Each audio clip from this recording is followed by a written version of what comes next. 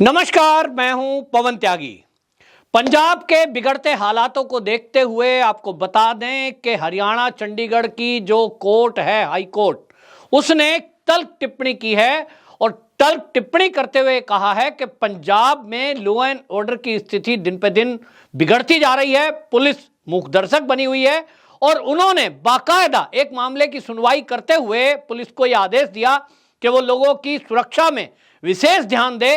और आपको बता दूं, मामला था एक ऐसे बुजुर्ग दंपत्ति का जिनकी वर्षों पुरानी एक दुकान है अमृतसर के श्री हरमिंदर साहब जो गुरुद्वारा है उसके बाहर एक पब्लिशिंग हाउस और उनकी दुकान थी।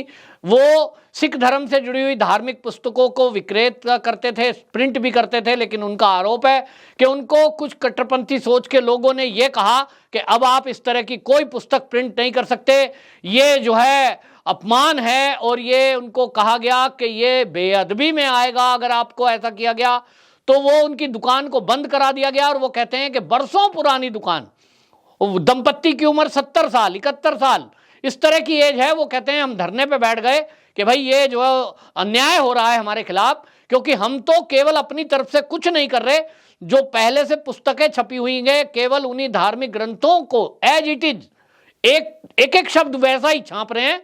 लेकिन कुछ लोग इसमें अपनी दुकान चलाना चाहते हैं, तो हमारी दुकान बंद कराना चाहते हैं। और उनके ऊपर जानलेवा हमला हुआ था, तो मामला कोर्ट में पहुंचा।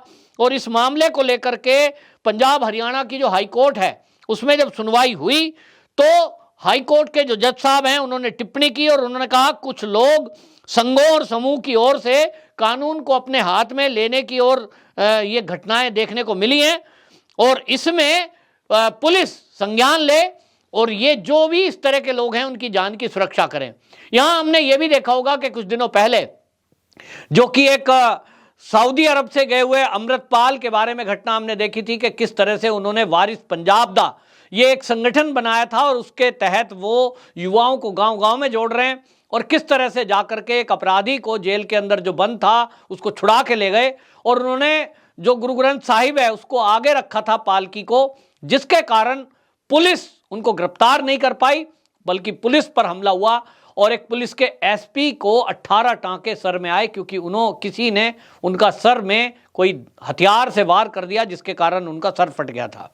अब ऐसे में पूरे पंजाब के अंदर इस घटना को लेकर के रोष था। लोगों का ये कहना था कि ये तो उस तरह की बात हो गई जैसा 1980 के दशक में पंजाब जल रहा था, पंजाब के युवाओं को बंदूकें थमाई जा रही थी, नशे की लतों में लगाया जा रहा था। और उस समय जो भयावह दृश्य लोगों ने देखे, जो आज की पीढ़ी है समझ लीजिए वो पैदा भी नहीं हुई थी, तो उन्होंने वो मंजर नहीं देखा है और इसलिए उनको ये एक मनोरंजन कहिए या उनको ये खेल लगता है कि कहीं भी सड़क पे उतर के हड़दंग कर दें, किसी के भी पीछे खड़े हो जाएं, तलवारों को हवा में लहरा दें। तो जो बुजुर्ग हैं पंजाब के, वो इस बात को लेकर पहले ही चिंतित हैं कि जैसा मंजर हमने देखा वो दोबारा पंजाब में शुरू ना हो जाए। इसको लेकर के पंजाब की विधानसभा में बाकायदा कांग्रेस के कई विधायकों ने बाकायदा अपनी चिंता को व्यक्त किया है। उन्होंने कहा कि जिस तरह से उस समय आतंकवाद की आग में पंजाब झुलसा, उसका जो दंश है, उसका जो दर्द है, वो अभी तक परिवारों में है और उन्हीं के कारण से पंजाब की तरक्की भी नहीं हुई। एक समय में पंजाब भारत का नंबर 1 राज्य था, लेकिन वहां से उद्योग धंधे बंद हो गए क्योंकि वहां आतंकवाद बढ़ गया। फिर वहां जिस तरह की राजनीति हुई उसके कारण वहां कोई उद्योग धंधा लगाना नहीं चाहता, विकास नहीं हुआ और ज्यादातर लोग विदेश चले गए। जो लोग विदेश में बैठे हैं उन्हें पंजाब से लगाव डायरेक्टली नहीं है, उनके लिए बस वो एक कमाई का सोर्स है कि जमीनें खरीद ली हैं और ठेके पे दे दी है, आते हैं साल में पैसा ले लेते हैं, आजकल तो अकाउंट में चला जाता है। तो कुल मिलाकर के माहौल खराब करने वाले कौन लोग हैं? ज्यादातर लोग इसमें वो हैं जो पंजाब में रहते ही नहीं है। और पंजाब के जो रहने वाले हैं उनकी अगर बात सुनेंगे, उनसे पूछेंगे, तो वो कहेंगे हम तो चाहते हैं पंजाब में शांति रहे, पंजाब में उद्योग धंधे लगें, युवाओं को रोजगार मिले, अमन शांति रहे। लेकिन जिस तरह के लोग ये घटनाओं को अंजाम दे रहे हैं, ये बड़ी खतरनाक है।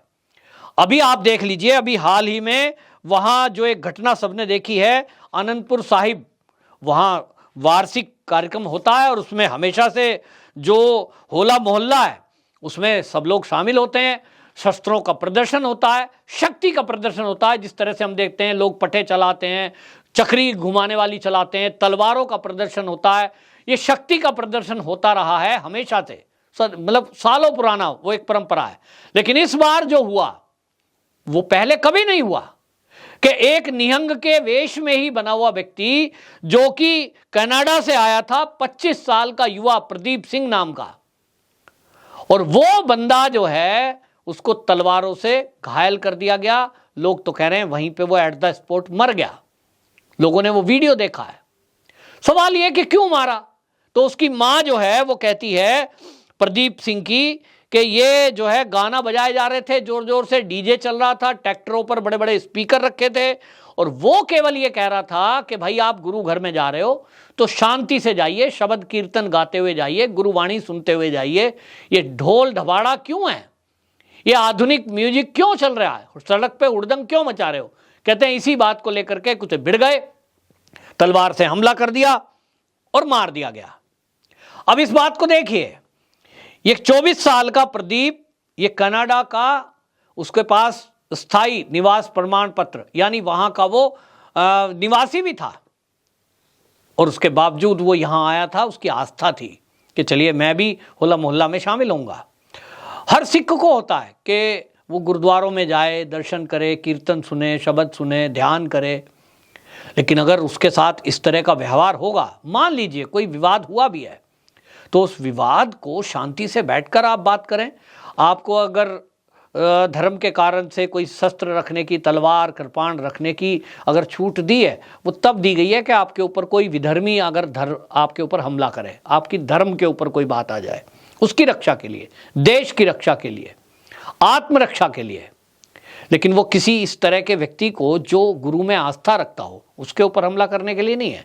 और इसको लेकर के पूरे पंजाब में चाहे वो धार्मिक गुरु हों, चाहे वो राजनीतिक के लोग हों और किसी भी पार्टी के हों, वो इसकी निंदा कर रहे हैं। लेकिन इस मामले में आम आदमी पार्टी एक रहस्यमय तरीके से चुपचाप है।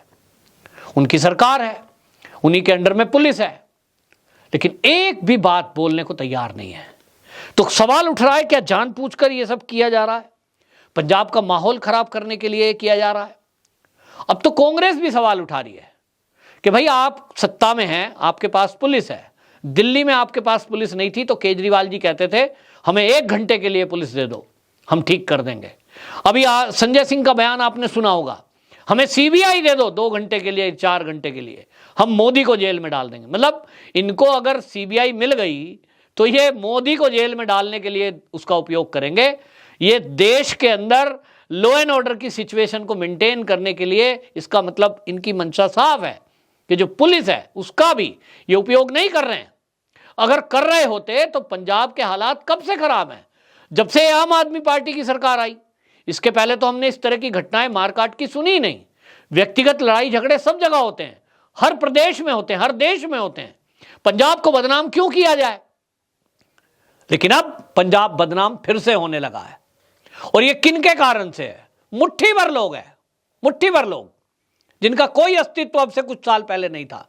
तो सवाल उठ रहा है आम आदमी पार्टी की सरकार पर, सवाल उठ रहा है इस समय उनके प्रबंधन पर, और इसको लेकर के भारतीय जनता पार्टी ने कई जगह पर प्रदर्शन भी किया है, धरने दिए हैं, और उन्होंने कहा है कि लॉ एंड ऑर्डर की सिचुएशन जिस तरह से खराब हो रही है, अगर ऐसा ही चलता रहा, अब जब हाई कोर्ट ने भी चिंता व्यक्त कर दी है, तो अब यह माना जा रहा है कि यदि कोई इसकी पुनरावृत्ति हुई, इस तरह की घटनाओं में वृद्धि हुई, तो केंद्र को इसमें हस्तक्षेप करना पड़ेगा, और राष्ट्रपति शासन लगाने के अलावा वहां कोई और विकल्प नहीं बचेगा।